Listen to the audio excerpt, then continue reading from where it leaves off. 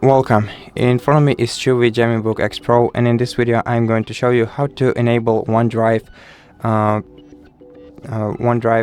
backup on this laptop.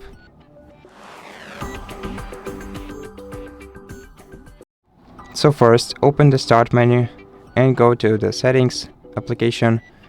In Settings, select Accounts. In the Accounts section, scroll down to the Windows Backup, and in the Windows Backup you'll either have the setup syncing or manage sync settings right here next to the OneDrive folder syncing. Tap on this option right here, and then you'll have to select the folders that you want to back up to the OneDrive folder. What you have to do is switch these toggles to the right next to the folders that you want to back up, and click Save Changes when you're ready. And OneDrive will back up your files very soon.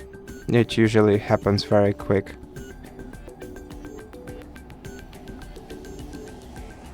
If your OneDrive folder is syncing your files, you'll be able to see that right here. It says it should say has to say syncing. Now, if it doesn't, it says not syncing, then you should probably restart your settings. Go back to Accounts, then go to Windows Backup, and right now it should say syncing.